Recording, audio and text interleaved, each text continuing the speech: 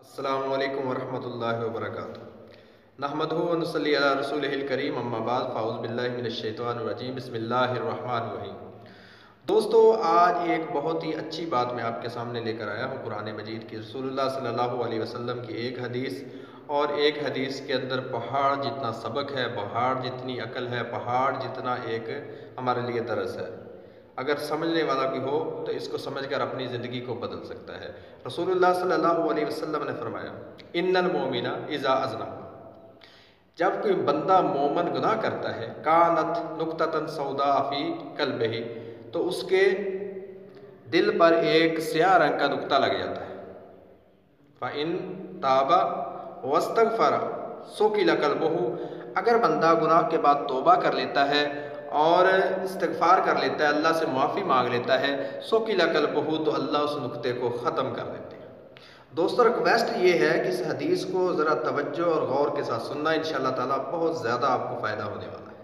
جب بندہ گناہ کرتا ہے تو ایک کالے رنگ کا نقطہ اس بندے کے دل پر اللہ لگا دیتے ہیں، اگر وہ توبہ کر لیتا ہے، استغفار کر لیتا ہے، اللہ اس نقطے کو ختم کر دیتے ہیں۔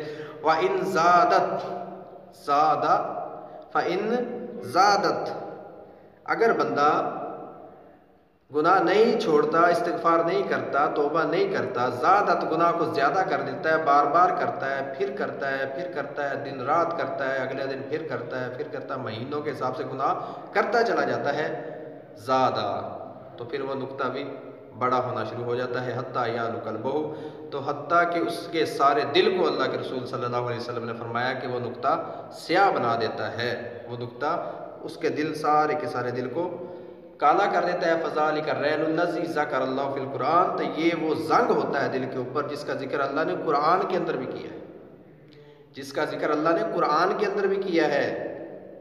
كَلَّا بَلْ رَانَ عَلَىٰ قُلُوبِهِمْ مَا كَانُوا يَكْسِبُونَ، خبردار، اللہ نے ان کے دلوں کے اوپر زنگ لگا دیا ہے، ان کے ہاتھوں کی کمائی کی وجہ سے، ان کے برے اعمال کی وجہ سے، ان کے گناہوں کی وجہ سے۔ تو دوستو، ریکویسٹ آخر کے اندر یہ ہے کہ اگر کبھی کوئی گناہ ہو جائے، کبھی کوئی خطا ہو جائے، اللہ کی نافرمانی ہو جائے، تو اللہ کی طرف سے توبہ کا دروازہ کھلا ہے۔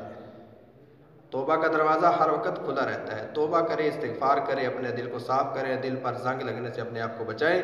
اللہ سے دعا ہے کہ جو بات میں نے کی ہے، جو میں نے آپ کے سامنے حدیث بیان کی ہے، ہم سب کو مل کر اس کے اوپر عمل کرنے کی توفیق عطا فرمائے۔ وما توفیقی الا باللہ۔ اگر آپ نے ابھی تک ہمارا چینل سبسکرائب نہیں کیا تو سبسکرائب کر لیں۔